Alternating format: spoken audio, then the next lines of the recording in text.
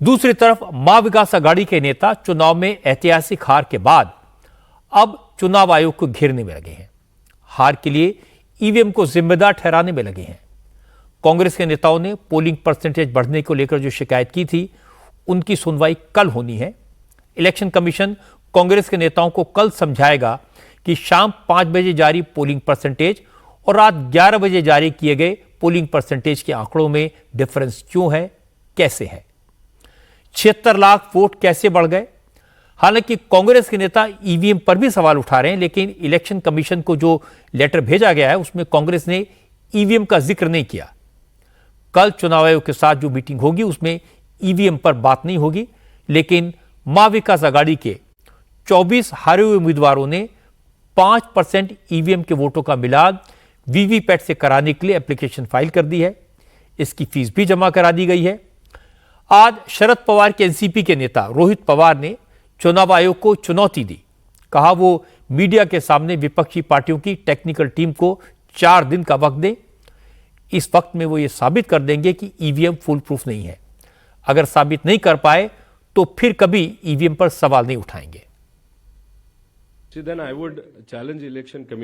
मैं चुनाव आयोग को चुनौती देता हूं। 2017 में आपने विपक्षी दलों को ईवीएम की जांच करने की इजाजत दी थी, लेकिन हुआ क्या? उस मामले में इलेक्शन कमीशन ने कहा कि ईवीएम को न छुएं। इसलिए देश के नागरिक के तौर पर मैं अनुरोध करूंगा कि हमें ईवीएम को छूने की अनुमति दी जाए, और ये भी कि जो ईवीएम हम कहें ये सब मीडिया के सामने होना चाहिए। हम अपनी टेक्निकल टीम लाएंगे। सारे विपक्षी दल और सत्ता पक्ष के लोग और अफसर भी वहां मौजूद रहें। बजाय 15 मिनट देने के हमें 4-5 दिन का वक्त दिया जाए। तब हम आपको बताएंगे कि हमें ये शक है, इन्हें दूर किया जाए। अगर हमारे सारे शक दूर हो जाएं कि ये मशीन फुल प्रूफ है, तो फिर आगे कोई भी ईवीएम या चुनाव आयोग के खिलाफ नहीं बोलेगा। लेकिन उस शंका को दूर करने का कम से कम एक मौका तो देना ही होगा। जिस आरोप की सबसे ज्यादा चर्चा है वो ये है कि महाराष्ट्र में शाम के 5 से 6 बजे के बीच 76 लाख वोट अचानक जुड़ गए। शाम को 5 से 6 बजे के बीच वोटिंग के नंबर अचानक बढ़ गए। यह भी कहा गया कि झारखंड में तो शाम को इतने वोट नहीं बढ़े, महाराष्ट्र में क्या चक्कर चला। और मोटा मोटा आरोप यह लगाया गया कि चुनाव आयोग ने शाम को वोट बढ़ा दिए और महायुति को जिता दिया। इसके जवाब में चुनाव आयोग ने जो बताया वो मैं आपके साथ शेयर करता हूं। पहली बात तो यह कि झारखंड और महाराष्ट्र को कंपेयर करना गलत है।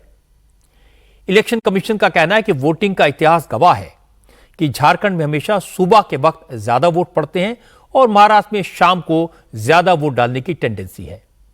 यह हिस्टोरिकल फैक्ट है। दूसरी बात, इलेक्शन कमीशन ने कहा महाराष्ट्र बड़ा स्टेट है, यहां 1 लाख पोलिंग बूथ से वोटिंग हुई और कहा जा रहा है कि 76 लाख वोट ज्यादा पड़े, 5 से 6 बजे के बीच पड़े। अगर इन वोटों को बूथ के हिसाब से डिवाइड किया जाए तो ऑन एन एवरेज पर बूथ 1 घंटे में 76 वोट पड़े, 76, जो बिल्कुल नॉर्मल है। क्योंकि दिन भर का एवरेज देखें तो हर घंटे में 60-70 लोगों ने वोट डाले। इसलिए न तो कोई सर्ज हुआ, न वोटों की तादाद अनयूजुअल तरीके से बढ़ी। अगर 2019 के वोटिंग पैटर्न से कंपेयर करें तो यह पैटर्न बिल्कुल सेम है।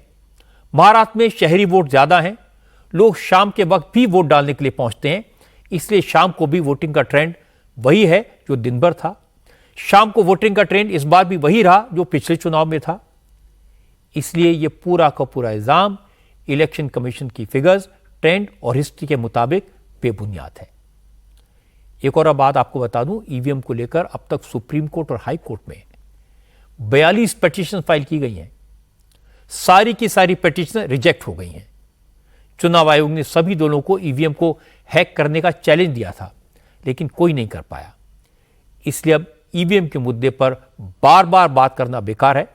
हालांकि कांग्रेस ने जो शिकायत दी है उस पर इलेक्शन कमीशन उन्हें कल डिटेल में जवाब देगा।